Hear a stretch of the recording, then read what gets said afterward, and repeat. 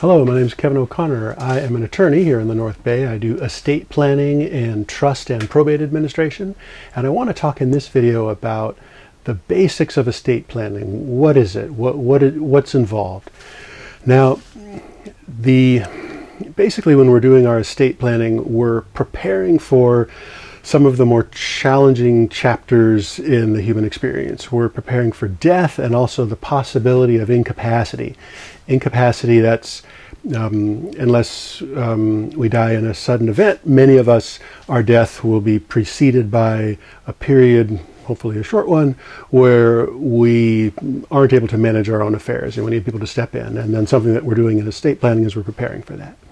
Now, there's a lot of discussion and information back and forth, and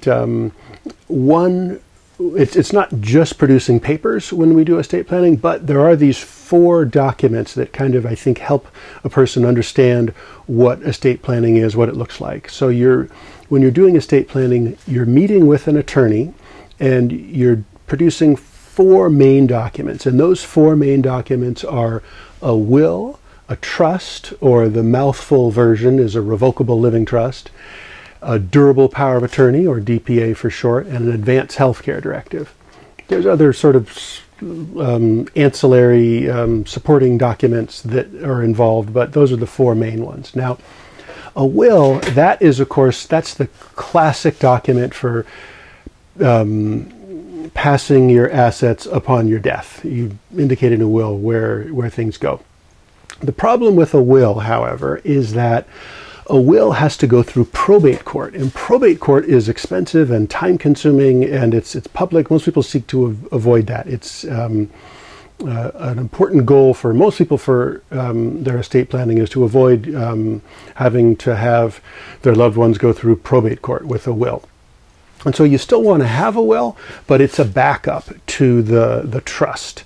The trust is this is the document where you're indicating where you want your property to go after your death, and you're also naming a successor trustee. And so the basic idea is that just as you name an executor, someone to carry out your wishes with a will, with a trust you're naming a successor trustee. You're the initial trustee, you name a successor trustee, and that person would take over in the event of incapacity and also in the event of death. And then a quick thing about trusts is that the trust, it has to some extent an ownership in your property. When you make a trust, you fund the trust, you put property in the trust, it's controlled by the trust. It's really controlled by you because you're the initial trustee, but the trust sort of owns it. That's one way to understand it. And then with that, your assets can be managed on your behalf by a successor trustee during your lifetime, and also they can be distributed as directed in your trust by a successor trustee.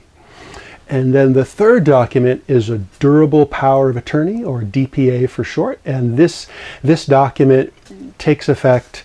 It's used when you're incapacitated. If you're not able to manage your own affairs, who's going to pay your taxes, that sort of thing. And then now, a minute ago or a moment ago, I said that your trust can come into place in the event of incapacity, and that's true, but only to the extent that your trust owns property of yours, only to the extent that property is named to the trust. So there are other affairs, like if there's a lawsuit or paying taxes or dealing with IRAs, those things you want to have the durable power of attorney, or DPA. And there again, you're naming a person as your, officially it's your attorney. In fact, people usually say durable power of attorney or DPA to refer to the person as well as the document. And then the 4th document is the advance healthcare directive. With this document, you're naming someone to speak on your behalf in the event of incapacity to doctors and nurses. So this is the document healthcare that's concerned with your medical care. And then you're also in the document, you're also saying what you want to give some information, some basic information about what your wishes are for healthcare.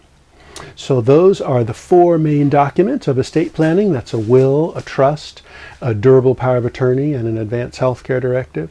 Thanks for watching.